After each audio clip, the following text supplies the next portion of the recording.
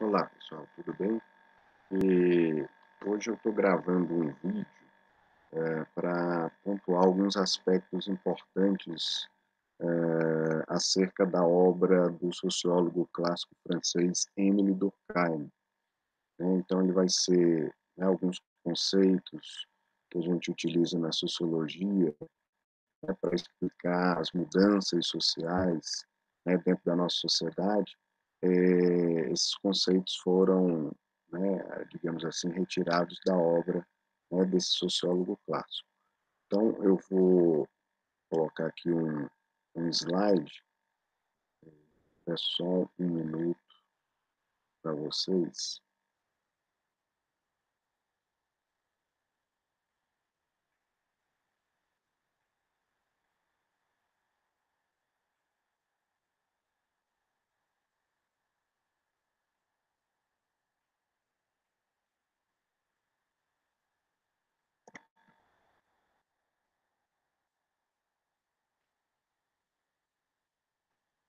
Então, eh, então o Emile Durkheim ele é considerado um dos fundadores, né, da sociologia como ciência humana, né, e ele vem de um contexto, né, social e econômico, né, ele viveu próximo a um contexto social e econômico muito importante historicamente, que foi a Revolução Industrial, né.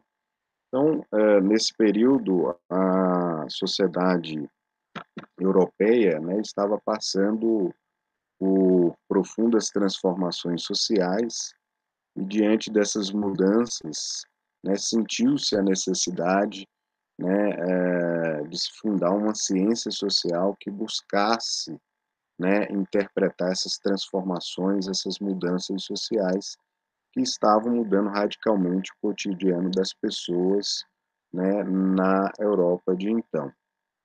E uma mudança, né, dentro desse contexto de revolução industrial, que Durkheim enfatizou bastante, né, foi a divisão social do trabalho.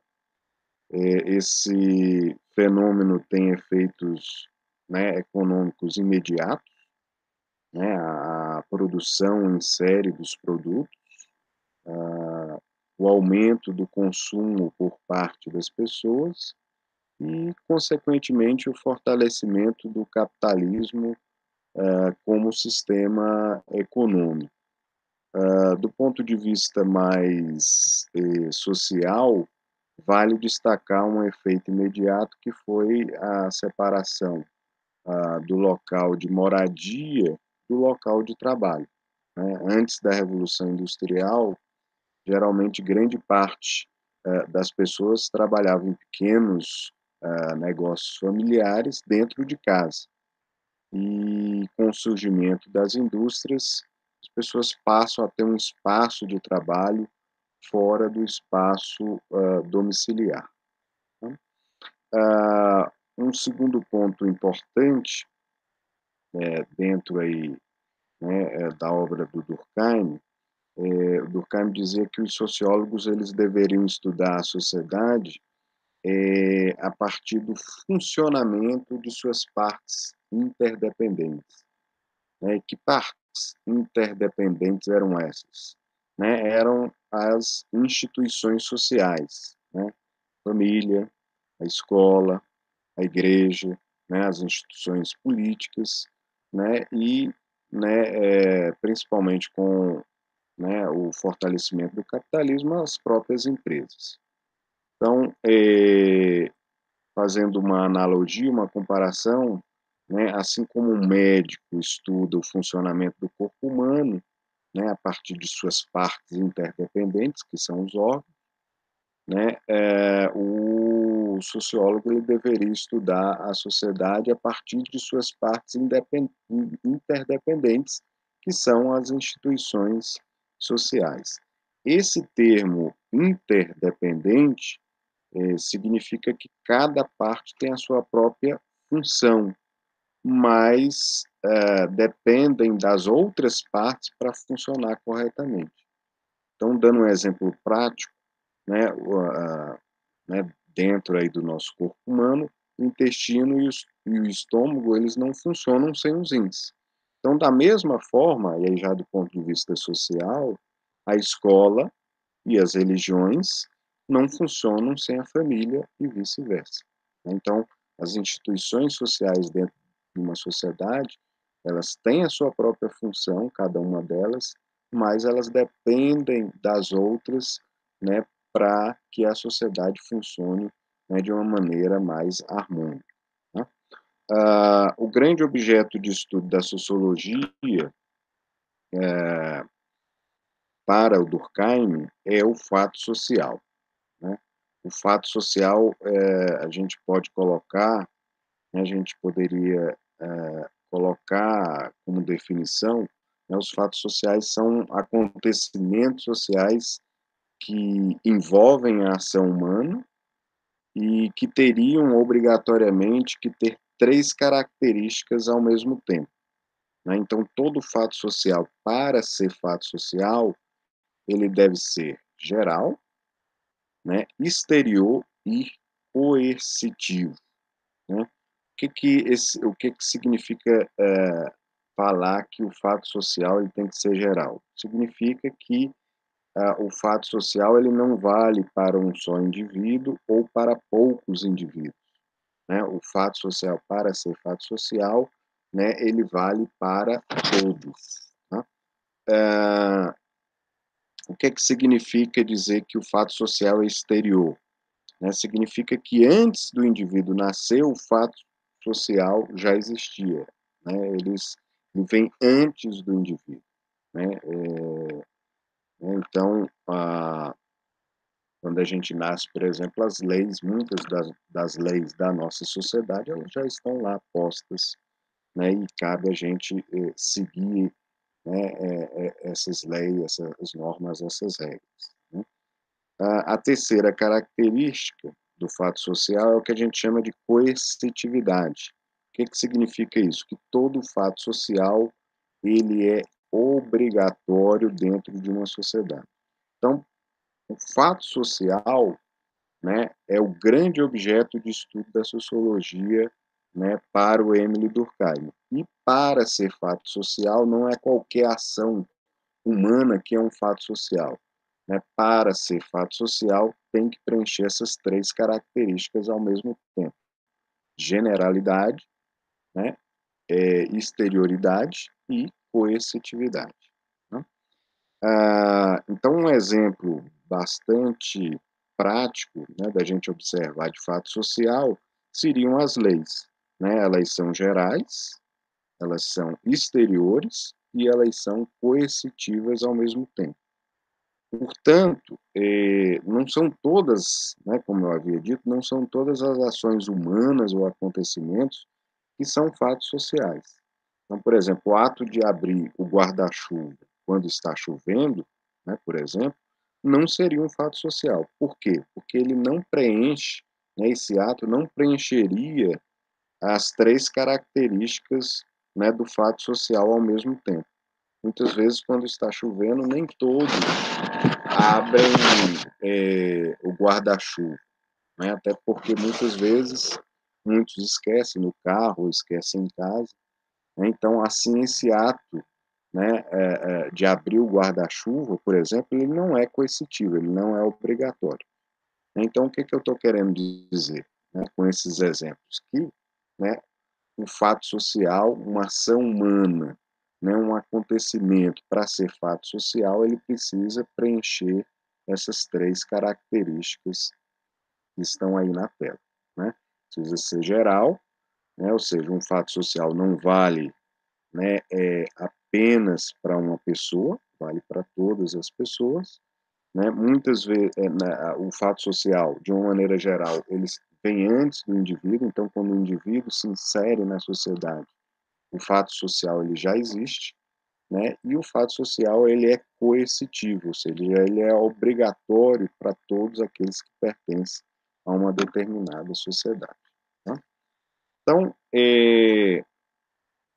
a sociedade, para Durkheim, né, exerce uma influência enorme, né, sobre as ações de cada indivíduo. né? Para ele, a sociedade influencia mais o indivíduo do que vice-versa, principalmente em sociedades mais simples, onde há o que ele chama de solidariedade mecânica, né? Em uma sociedade indígena, por exemplo, a influência da sociedade ela é muito mais incisiva sobre o indivíduo do que, né, em uma grande cidade, por exemplo. Então, quando há solidariedade mecânica, praticamente não há identidade individual, né? As pessoas praticamente não têm escolha, elas acabam seguindo todos os ditames, todas as normas, todas as imposições sociais da sociedade. Já nas sociedades modernas, já há o que ele chama de solidariedade orgânica, né? A sociedade ela exerce influência sobre o indivíduo, mas esse tem uma certa liberdade para criar, né, a sua própria identidade, né? Então, dentro dessa ideia de solidariedade orgânica nas sociedades mais complexas, o indivíduo ele sofre interferência da sociedade nas suas ações, mas ele também, de alguma forma, ah, ah, tem, vamos dizer assim, espaço para tomar decisões, ele não é mero fantoche da sociedade, né? Ele tem possibilidade de escolhas. Eh, então, por exemplo, né, geralmente quando você tem nessa solidariedade orgânica, a sociedade ela vai, né, influenciar o indivíduo, mas o indivíduo tem uma certa liberdade, né, para buscar sua própria identidade, né, dentro dessa sociedade. Então, por exemplo, antes da Revolução Industrial, era comum, nas sociedades ocidentais, a pessoa seguir quase que obrigatoriamente a profissão que a família determinava, né? Era uma situação de quê? De solidariedade mecânica. Hoje, né, nas sociedades modernas, há um leque de profissões e uma liberdade maior para o indivíduo escolher a sua própria profissão, né? Com uma interferência externa menor. Então, aí a gente está falando justamente de solidariedade orgânica, né? E, por último, tem um conceito importante dentro da teoria do Durkheim, que é o conceito de anomia social. Quando uma sociedade enfrenta um problema social muito severo, né, que afeta uma grande quantidade de pessoas, o Durkheim dizia que essa sociedade enfrenta uma situação de anomia social, né? E aí é importante observar que nem todo problema social causa anomia social, né?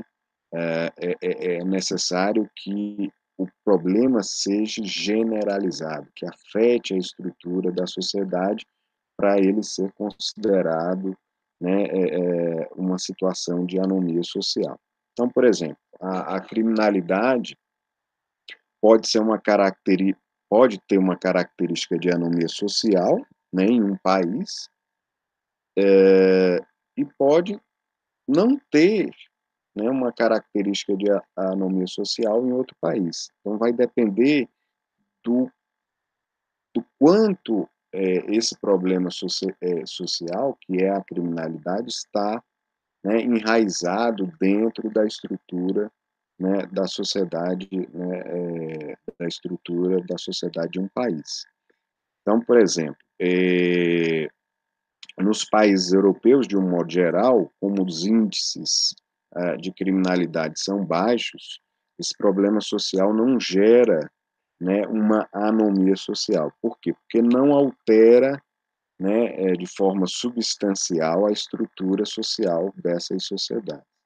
Mas no Brasil, o problema da criminalidade ele é tão grave, né, que gera outros problemas sociais e altera o cotidiano das pessoas, né. Então aí você tem, né, uma mudança dentro da própria estrutura da sociedade.